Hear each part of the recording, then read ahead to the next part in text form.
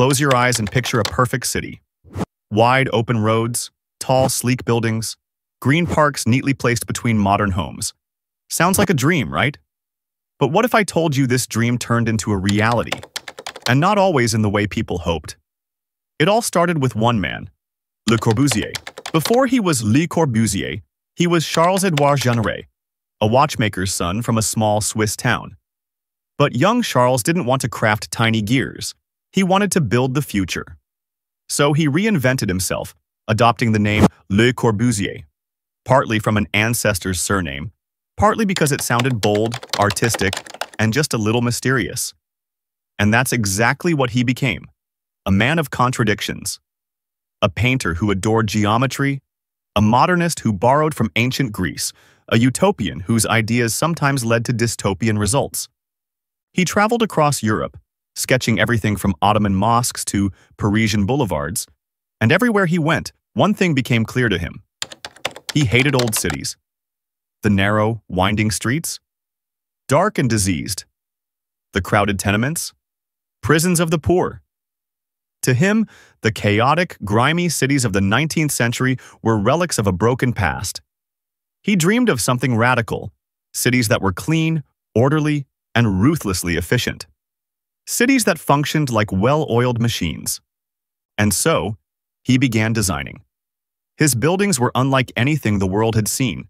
Gleaming white boxes raised on stilts, with flat roofs, open floor plans, and long horizontal windows he called ribbon windows.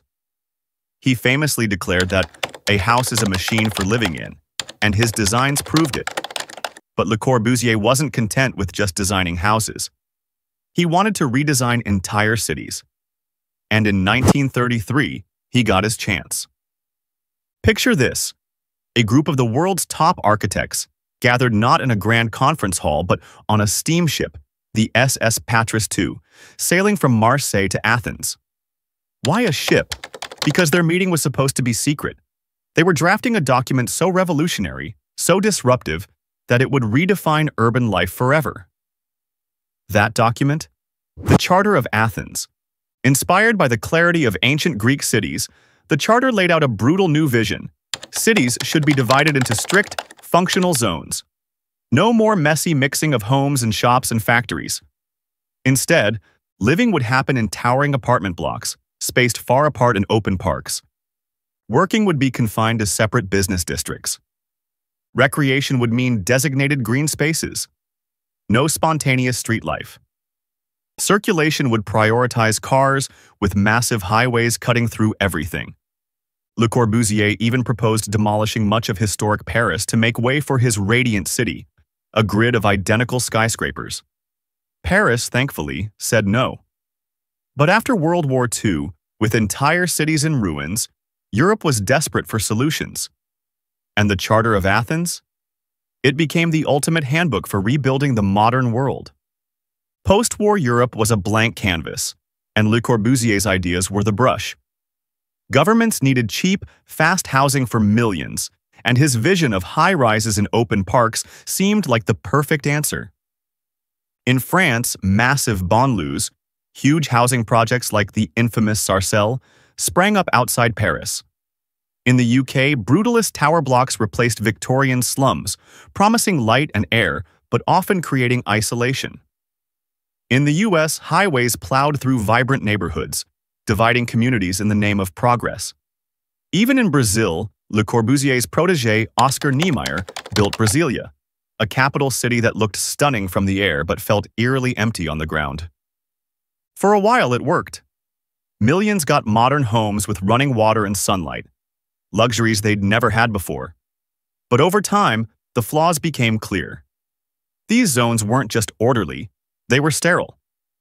Without corner shops, street vendors, or crowded cafes, the machine cities felt lifeless. The highways choked cities with traffic.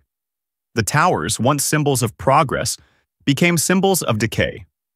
Le Corbusier had dreamed of efficiency, but he forgot one thing. Cities aren't machines. They're living, breathing organisms, and they thrive on chaos, on human connection, on the messy vitality he tried to erase. So was Le Corbusier a genius or a fool? A visionary or a tyrant? The answer isn't simple.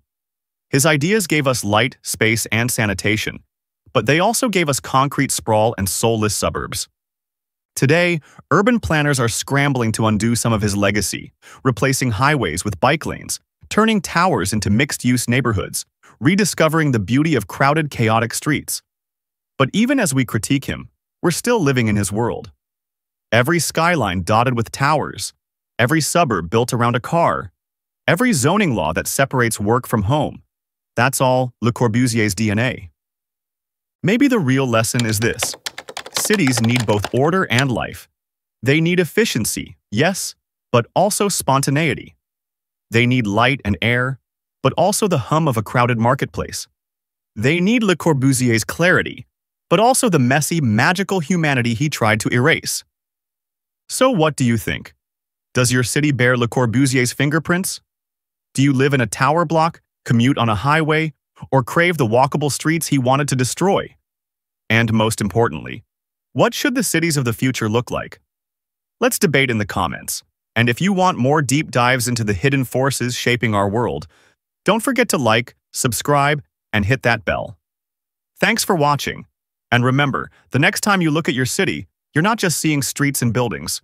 You're seeing someone's dream, for better or worse.